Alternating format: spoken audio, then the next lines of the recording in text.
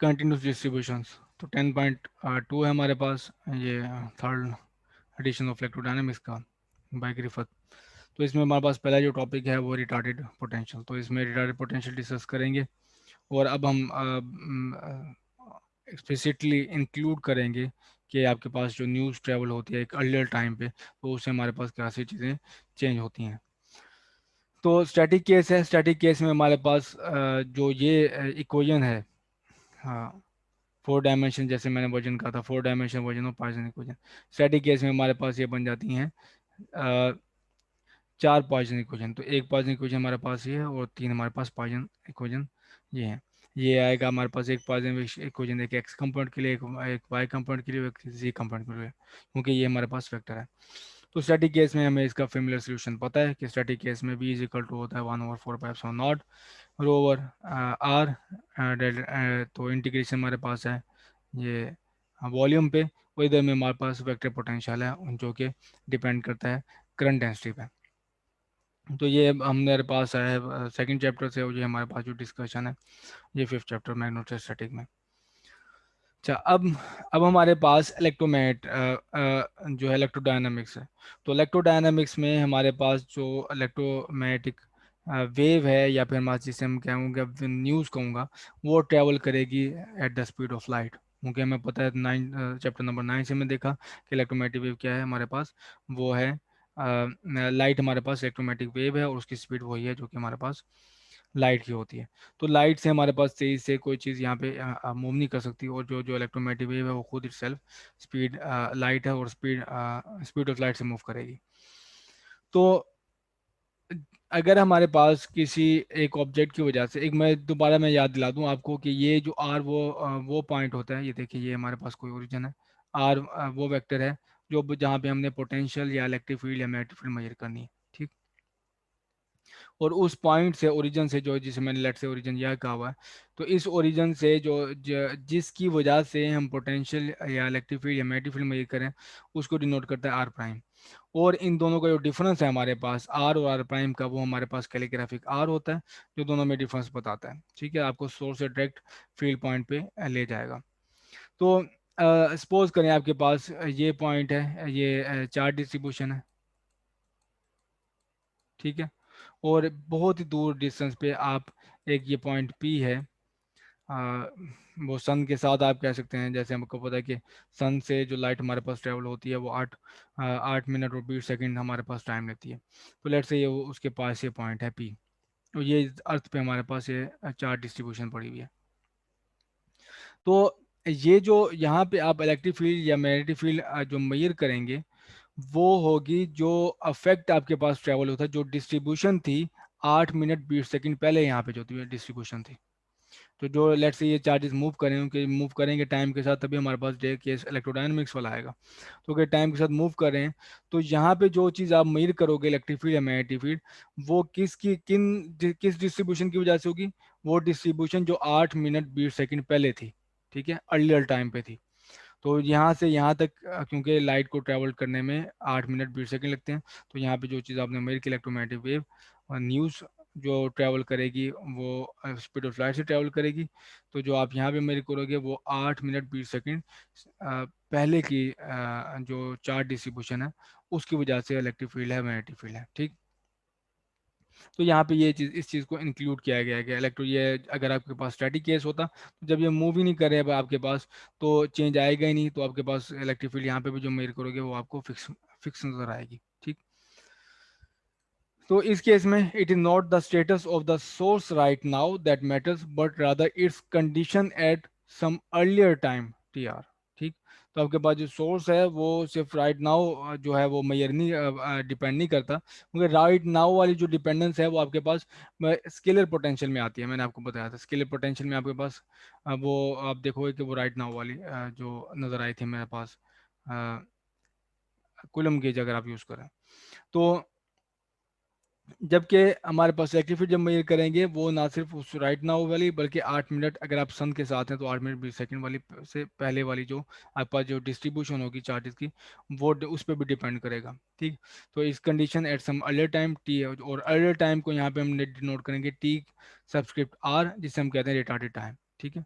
तो retarded time हमारे पास when the message left, तो आपके पास यहाँ से जो चेंज हुआ है, इस चेंज की वजह से जो इलेक्ट्रोमैग्नेटिक वेव्स ट्रेवल की है स्पेस में, तो जब इसने यहाँ पे लेफ्ट किया है, यानी कि यहाँ से इलेक्ट्रोमैग्नेटिक वेव ने यहाँ से ट्रेवल करना शुरू किया, उस वक्त की डिस्ट्रीब्यूशन, ठीक है। तो जैसे मैंने आपको बताया सन यहाँ पे है, तो ये यहाँ से यहाँ तक पहुँचने में कितनी देर लगेगी, 8 मिनट 20 सेकेंड। तो 8 मिनट 20 सेकेंड पहले वाली जो डिस्ट्रीब्यूशन है, तो ये वो टाइम है जहाँ पे आपने इलेक्ट्रिक फील्ड जो है वो देखी है इसे, ठीक है। इलेक्ट्रिक फील्ड आपने यहाँ पे देखी है, और ये हमारे पास टी आर जो है वो रिटार्डेड टाइम है, जितने टाइम पहले वो यहाँ से लेफ्ट किया। तो इस स्पेसिफिक केस में हमारे पास जो रिटार्डेड पोटेंशियल है वो होगा, रिटार्डेड जो टाइम होगा हमारे पास वो है 8 मिनट 20 सेकेंड, ठीक है। उसके आगे सन का मैंने केस लिया। तो T R is equal to T minus calligraphic R over C, ठीक है। कैलीग्राफिक आर ओवर सी, और आर कैलीग्राफिक क्या मैं यहाँ से शो कर दूँ, सोर्स से पॉइंट, तो सोर्स हमारा क्या है, अर्थ पे जो डिस्ट्रीब्यूशन पड़ी हुई है, और इलेक्ट्रिक फील्ड वाला वो जो फील्ड पॉइंट हमारे पास क्या है, वो सन के साथ है, ठीक है। ये सन के साथ ये पॉइंट है। तो इन दोनों के दरम्यान में जो डिस्टेंस है वो आर है, वो कैलीग्राफिक आर, आर को अगर आप स्पीड से डिवाइड करें तो आपके पास ये टाइम आ जाता है, ठीक है। क्योंकि आपको पता है v is equal to distance over time. तो यहाँ पे वो टाइम है, इसको आप माइनस करोगे तो आपके पास आ जाएगा रिटार्डेड टाइम। तो ये जिस टाइम पे आपने यहाँ पे मेजर किया इलेक्ट्रिक फील्ड या पोटेंशियल या मैग्नेटिक फील्ड, वो टी हो गया। उसमें से ये जो माइनस करोगे तो आपको पता चलेगा कि कितने मिनट पहले ये जो है न्यूज़ वहाँ से ट्रेवल करना शुरू किया है, रिटार्डेड टाइम। तो इन तो इसकी नेचुरल जनरलाइजेशन हमारे पास ये है कि टाइम को ये जो पोटेंशियल हम वो बताएं जो कि अर्लियर टाइम यानी कि टी आर पे, अर्लियर टाइम पे जो पोटेंशियल्स है, ठीक है, जो डिस्ट्रीब्यूशन अर्लियर टाइम पे थी। तो मैं यहाँ पे देखता हूँ इस टाइम पे, कौन से टाइम पे मैं मेजर कर रहा हूँ, टी पे। और टी पे मेजरमेंट जो डिपेंड करी है किस पे, सोर्स।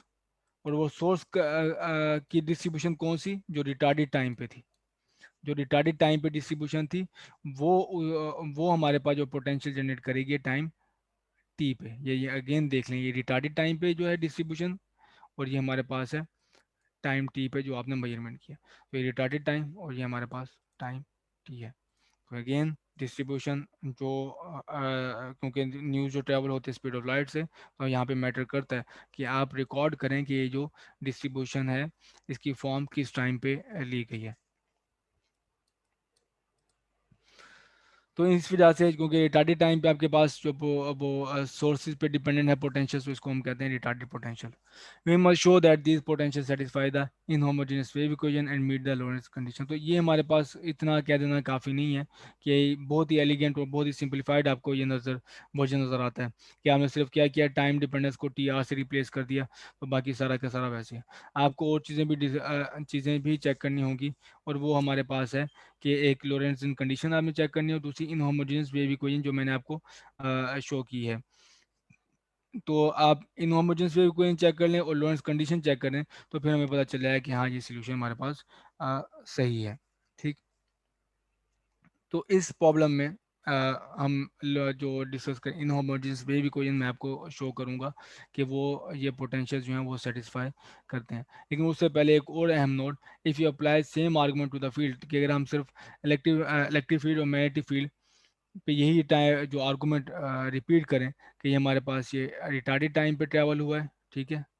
सोर्स रिटार्डेड टाइम पे जो सोर्स डिस्ट्रीब्यूशन थी, वो ये टाइम टी पे जब हमने मेजर किया इलेक्ट्रिक फील्ड वो है, तो ये दोनों इक्वल बिल्कुल नहीं है। इस केस में भी हमारे पास यही है, जिस तरह हमने यहाँ सिर्फ टाइम को आर टी आर से रिप्लेस कर दिया, तो मैग्नेटिक फील्ड और इलेक्ट्रिक फील्ड के केस में भी अगर हम ऐसा करें तो ये बिल्कुल सही नहीं होगा। क्योंकि आपको पता है ये जो हमारे पास कहाँ से है, ये चीज़ क्या है, ये कूलम्ब लॉ है, और ये क्या हमारे पास बायोट सावर्ट लॉ। और कूलम्ब लॉ और बायोट सावर्ट लॉ हमारे पास कब वैलिड है, नो स्टैटिक केसेस में, ठीक है। ये मैग्नेटोस्टैटिक और ये इलेक्ट्रोस्टैटिक। जबकि अब हम जो केस डिस्कस कर रहे हैं वो मैग्नेटोस्टैटिक और इलेक्ट्रोस्टैटिक नहीं है, ठीक है। तो ये हम देखेंगे इसको कि ये आपके पास किस तरह से चेंज करते हैं। लेकिन अभी तक की जो हमारे पास प्रॉब्लम है वो ये है कि इसके लिए इन दोनों के लिए हम चेक करें कि क्या ये इनहोमोजेनियस वेव इक्वेशन को सेटिस्फाई करते हैं। तो मैं आपको ये करके दिखाऊंगा, और ये इसके स्टेप मैं आपको गाइड कर दूंगा कि आपने किस तरह स्टेप फॉलो करने हैं। ऑलमोस्ट बिल्कुल सेम आपके पास जो है वो कैलकुलेशन है। तो आप इस पर ध्यान देंगे, आप खुद ब खुद ये दूसरे वाली भी कर लेंगे। तो लिप्लासियन हमने कैलकुलेट करना है पोटेंशियल का, लेकिन उससे पहले आप एक चीज़ नोट डाउन कर लेंगे। लिप्लासियन क्यों कैलकुलेट करना है, क्योंकि हमें उसकी रिक्वायरमेंट है इनहोमोजेनियस वेव इक्वेशन की। तो पहले ये चीज़ नोट कर दें कि इसमें हमारे पास जो इंटीग्रेंट है, ये देखें, इसमें इंटीग्रेंट है पोटेंशियल क्या है, ये जो इंटीग्रेंट है ये वाला, ठीक। ये दो तरह से आर पे डिपेंड है, नोमिनेटर में भी आर की वैल्यू है और कैलीग्राफिक आर, और डिनोमिनेटर में भी कैलीग्राफिक आर की वैल्यू है। वो कैसे कि एक्सप्लिसिट आपके पास नज़र आता है वाज़े तौर पे, डिनोमिनेटर की अगर आप तरफ देखें तो है calligraphic r is equal to r minus r prime. वो आपको डिनोमिनेटर में वाज नज़र आता है, देखें डिनोमिनेटर में। और इम्प्लिसिट हमारे पास है जो रो के अंदर छुपा हुआ है। वो रो आप देख लें कि रो डिपेंड करती है टी आर पे, और टी आर हमारे पास यहाँ पे मौजूद है, T R is equal to T minus calligraphic R over C. तो यहाँ पे भी आर मौजूद है, यहाँ इम्प्लिसिट डिपेंडेंस है और यहाँ पे हमारे पास एक्सप्लिसिट डिपेंडेंस है। जो जो ये चीज़ है हमारे पास वो कैलकुलेशन को थोड़ा सा मुश्किल बना देगी।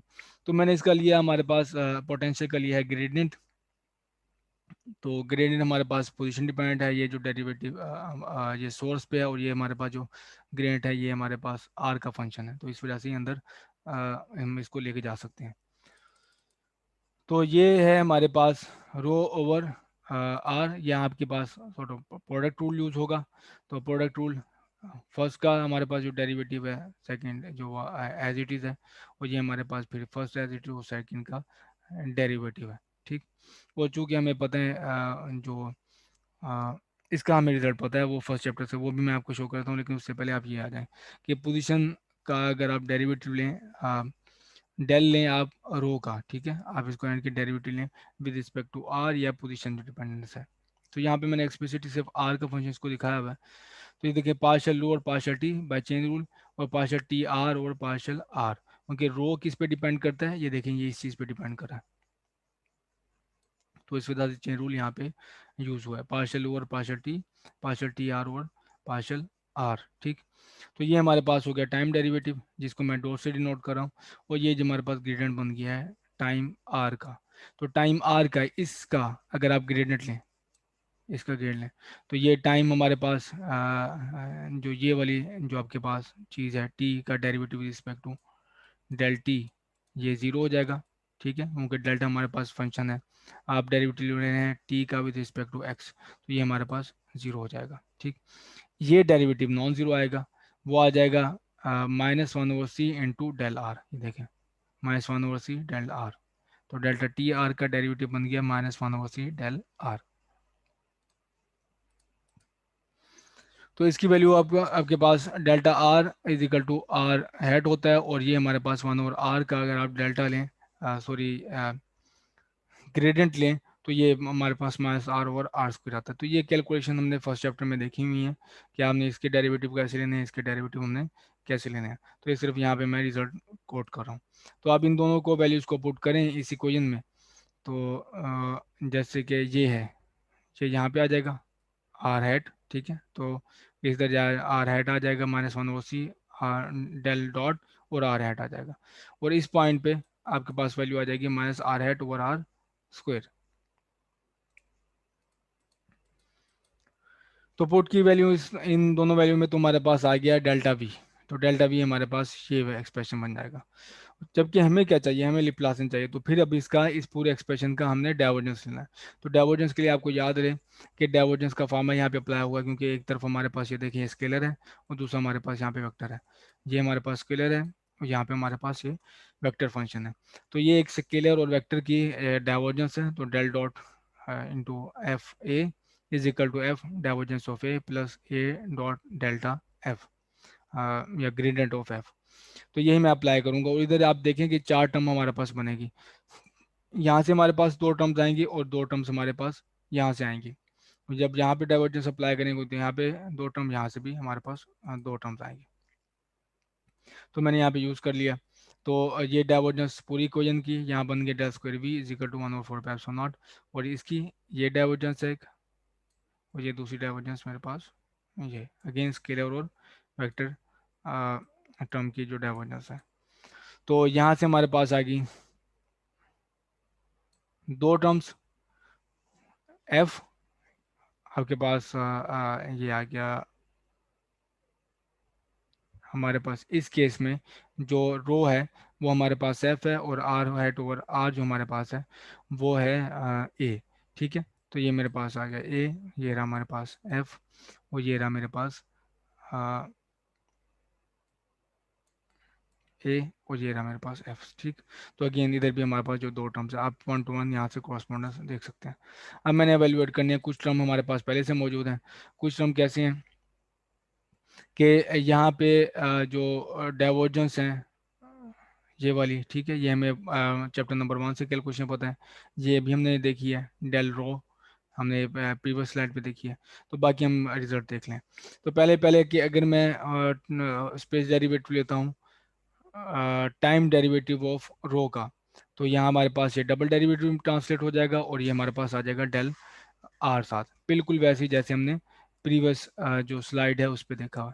तो ये देखें यहाँ पे हमने जैसे देखा था, यहाँ पे फर्स्ट डेरिवेटिव था किस में हो गया -1 और सी, और यहाँ पे आ गया था डेल डेल रो नॉट जो टाइम डेरिवेटिव है। तो अगर आप इसका डबल डेरिवेटिव लें, इसका दोबारा डेरिवेटिव लें, तो बारह डेरिवेटिव लें तो हमारे पास आ जाती है ये वैल्यू। ठीक है, -1 O C rho double dot R hat. Chapter number 1 से हमें पता है कि डाइवर्जेंस रो ओवर आर जो magnitude of sorry divergence of calligraphic R hat over magnitude of calligraphic R, ये अगर आप लें तो आपके पास वैल्यू आती है 1/r²। और इधर हमारे पास बन जाएगा जो इसकी डाइवर्जेंस है r hat over are square की, वो है 4 पाई ड्रग डेल्टा। ठीक है, 3 डायमेंशन में।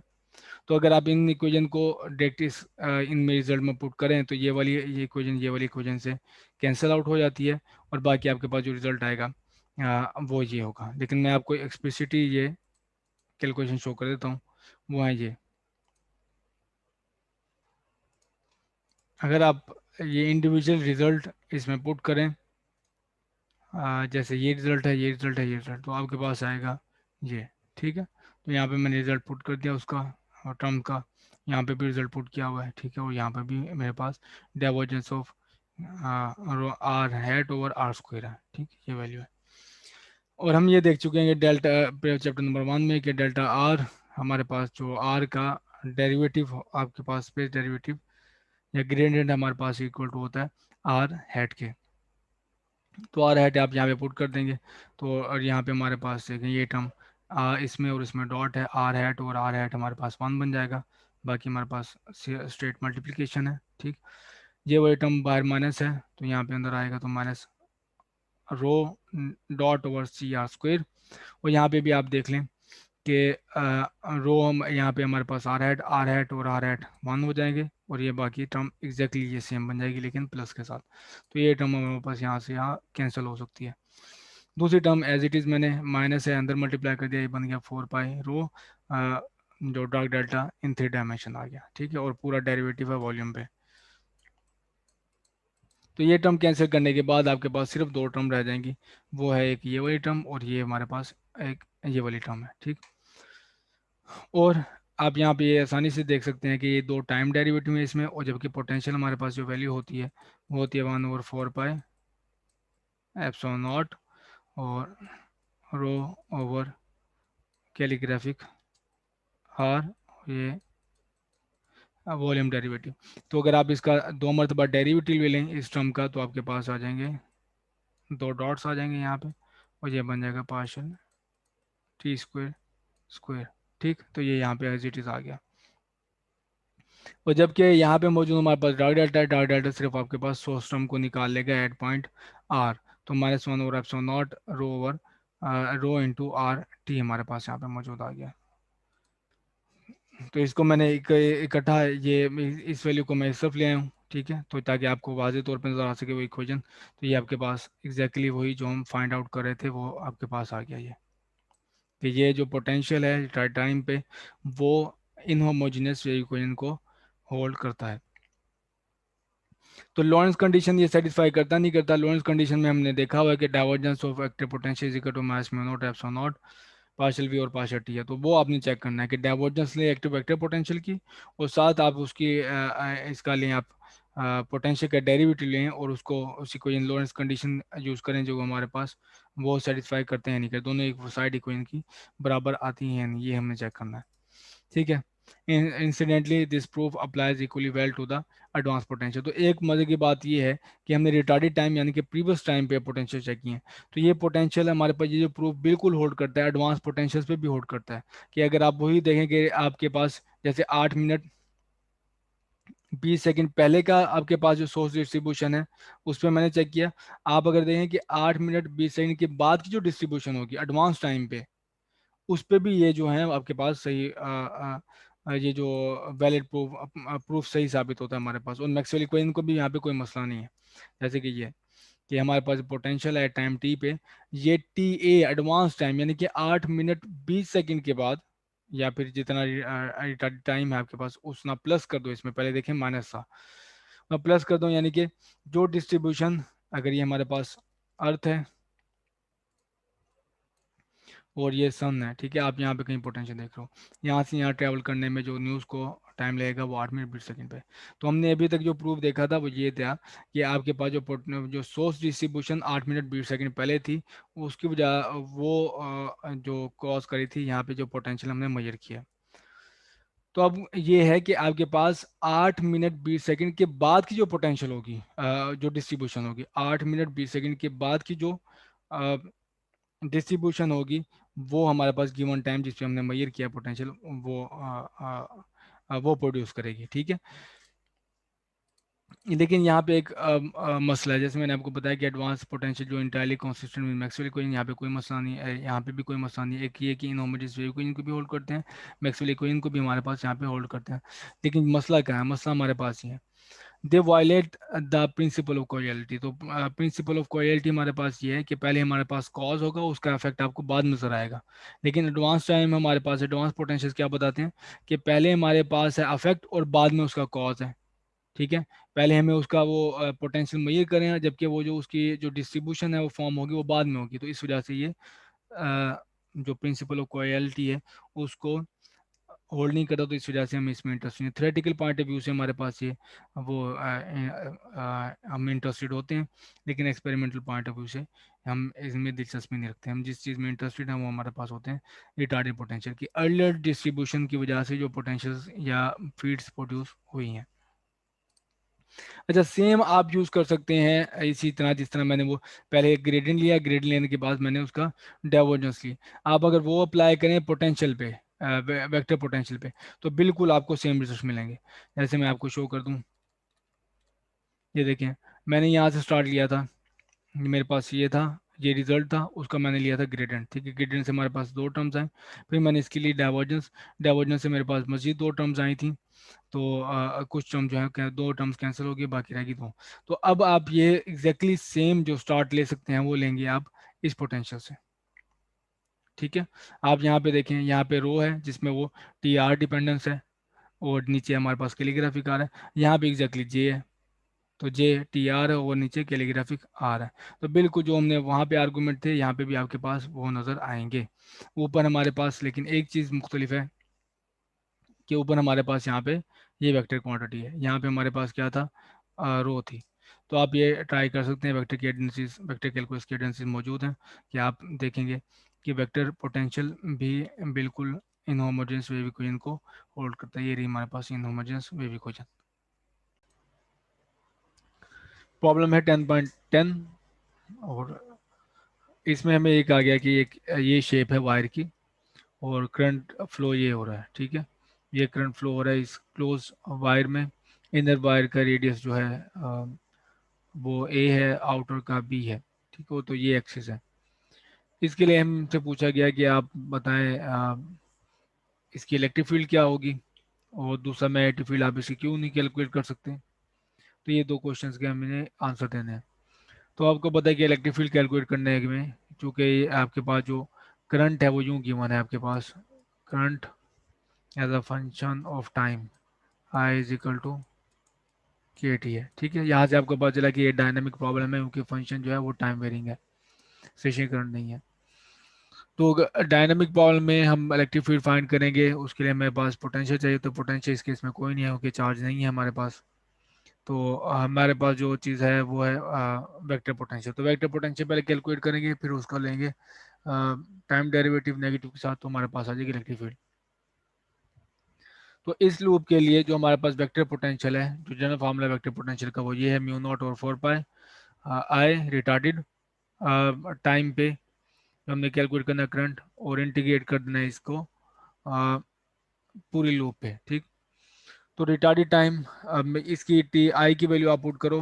आई की वैल्यू हमारे पास है, मैंने जैसे आपको शो किया, के टी है। तो के टी आ गया इधर, के कॉन्स्टेंट है बाहर, और टी की जगह पे हमारे पास आ गया क्योंकि रिटार्डेड टाइम है तो टी आर आएगा। तो टी आर की जगह पे हमारे पास आ गया T minus calligraphic R over C, ठीक है।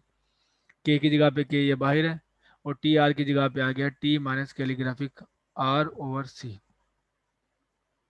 तो अब अगर आप फैक्टर बाय फैक्टर मल्टीप्लाई करो, अलहदा इनकी इंटीग्रेशन लो, तो ये हमारे पास पहली टर्म आएगी टी ओवर कैलीग्राफिक आर और डी एल। तो ये t calligraphic d l over calligraphic r, और ये हमारे पास वेक्टर है और ये भी वेक्टर है, और ये हमारे पास 1/c आर आर से कैंसिल हो जाएगा और आ जाएगा -1/c डी एल पे इंटीग्रेशन। तो आपको पता है कि डी एल जो वेक्टर है इसकी आप क्लोज लूप की इंटीग्रेशन लें, और लूप की शेप कोई भी हो, अगर क्लोज लूप पे इंटीग्रेशन ले सिर्फ डी एल की, तो इसका आंसर हमारे पास होता है 0। तो इंटीग्रेशन सिर्फ रहेगी हमारे पास ये। तो टी मैं यहाँ पे कॉमन ले लेता हूँ, टी बाहर आ गया, टी ये लिखा हुआ है, और इसकी आप जो शेप है जैसे उसके मुताबिक हम ले लेते हैं इसकी इंटीग्रेशन, उसके इसको डिवाइड कर देते हैं इंटीग्रेशन को, जैसे जैसे हमारे पास लूप है। तो पहली मेरे पास है ये, ठीक है, पहला सेगमेंट है ये जिसका रेडियस है ए, ठीक है, और इसको मैंने कहा हुआ 1। तो इसमें डीएल पे इंटीग्रेट करूंगा, ये इस लोअर इनर हाफ सर्कल पे, और ये इंटीग्रेशन है 2, ये आउटर हाफ सर्कल पे है, ये इस आउटर हाफ सर्कल पे। और रही बात इसकी दो सेगमेंट्स की, एक सेगमेंट ये है और दूसरा सेगमेंट ये है। तो दोनों सेगमेंट में हमारे पास जो दोनों की डायरेक्शन बिल्कुल सेम है, टूवर्ड्स एक्स एक्सिस। तो ये 2 से मैंने इस तरह से मल्टीप्लाई किया, और इंटीग्रेट इसको कहाँ करना है मैंने, ये ए से बी तक, ए से बी तक, ए से बी तक, ए से बी तक इंटीग्रेट करूं और मैं 2 से मल्टीप्लाई करूंगा, तो दोनों साइड की मेरे पास कंट्रीब्यूशन आ जाएगी, इसकी भी और इसकी भी, जबकि दोनों की डायरेक्शन एग्जैक्टली सेम है, वह है एक्स की डायरेक्शन। तो फर्स्ट चैप्टर से आपने डीएल्स की इंटीग्रेशन ली हुई है, तो ये हाफ सर्कल है, इसकी इंटीग्रेशन लेना इंतहाई आसान है। तो इसकी आप इंटीग्रेशन लें तो आपके पास आ जाएगा ये 2a, ठीक है। तो आपके पास यहाँ से इंटीग्रेशन आ जाएगी। अच्छा, अब 2a एक्स की डायरेक्शन में है, वो कैसे है, वो इस तरह से मैं वैसे इंटुएशन देता हूँ, वैसे आप कैलकुलेट करेंगे मैथमेटिकली आपके पास आ जाएगा। इंटुएशन इसकी ये है कि यहाँ पे करंट की डायरेक्शन ये है, अगर आप इसका वो लें डी एल लें इस पॉइंट पे, तो आपके पास डी एल समझ लें, छोटे छोटे वेक्टर्स हैं, तो यहाँ पे डी एल की वही डायरेक्शन ये होगी, ये डी एल की डायरेक्शन ये डी एल की डायरेक्शन, ये डी एल, ये डी एल। तो यहाँ पे प्लेन है, 2 डायमेंशन एक्स वाई है, इसमें देखिए आपके पास जो कंपोनेंट कैंसिल आउट हो रहा है, यहाँ पे उसकी डायरेक्शन अप है और यहाँ पे उसकी डायरेक्शन डाउन है, वो वाई कंपोनेंट है।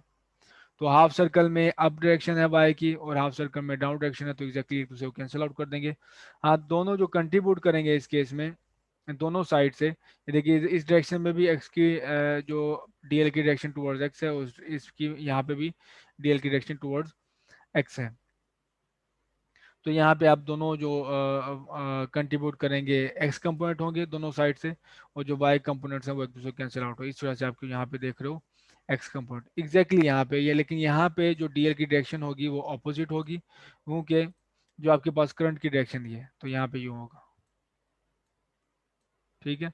तो यहाँ पे भी आप देख रहे हैं कि जो वाई कंपोनेंट है वो कैंसिल हो रहा है, लेकिन जो आपके पास एक्स कंपोनेंट है वो कंट्रीब्यूट कर रहा हो, लेकिन इसकी डायरेक्शन इस बार नेगेटिव एक्स है, तो यहाँ पे नेगेटिव एक्स आ जाएगा। लेकिन अब आप मैथमेटिकली कैलकुलेट करेंगे, आपको इसमें परेशानी नहीं होगी। तो यहाँ पे आपके पास 1/x इंटीग्रेशन है, इस केस में हमारे पास इस तरह के एक्स कोई अपेयर नहीं हुआ था, क्योंकि हर पॉइंट पे आपके पास जो सेंटर से डिस्टेंस सेम है। और याद रहे हम जो पोटेंशियल कैलकुलेट करें वो इसके सेंटर पे कैलकुलेट करें, ठीक है, थ्रू आउट स्पेस नहीं है, सिर्फ सेंटर पे है इसमें। तो इस टर्म की इंटीग्रेशन आ जाएगी लॉग बी ओवर ए, 1/x की इंटीग्रेशन है लिमिट्स पुट करने के बाद। तो आप ये देखें, ये वाली जो टर्म है, ये वाली टर्म से एग्जैक्टली कैंसिल आउट हो जाएगी, तो आपके पास वेक्टर पोटेंशियल ये रहा। अब इस वेक्टर पोटेंशियल का आप ले लें टाइम डेरिवेटिव, तो आपके पास आ जाएगी नेगेटिव के साथ इलेक्ट्रिक फील्ड। इस केस में आप मैग्नेटिक फील्ड इसकी कैलकुलेट नहीं कर सकते। मैग्नेटिक फील्ड में आपके पास जो वेक्टर पोटेंशियल सिर्फ एक पॉइंट पे नहीं होना चाहिए, आपके पास उसका प्रॉपर एक्सप्रेशन होना चाहिए। यहाँ पे सिर्फ हमने electric vector potential function of time तो है, लेकिन है एक पॉइंट पे, और वो पॉइंट है यहाँ पे सेंटर पे, यहाँ पे कैलकुलेट किया। तो इस वजह से हम मैग्नेटिक फील्ड इससे कैलकुलेट नहीं कर सकते। अच्छा, इलेक्ट्रिक फील्ड इंट्रोड्यूस कैसे हो रही है यहाँ पे, जबकि कोई चार्ज मौजूद नहीं है? तो उसकी वजह आपको पता है कि ये टाइम बेरिंग मैग्नेटिक फील्ड है, टाइम बेरिंग करंट है, टाइम बेरिंग करंट से time varying magnetic field introduce होती है, और टाइम बेरिंग मैग्नेटिक फील्ड वो इंट्रोड्यूस करेगी इलेक्ट्रिक फील्ड, ठीक है। तो ये इलेक्ट्रिक फील्ड की वजह से, सॉरी मैग्नेटिक फील्ड की वजह से, टाइम बेरिंग मैग्नेटिक फील्ड की वजह से ये इलेक्ट्रिक फील्ड है।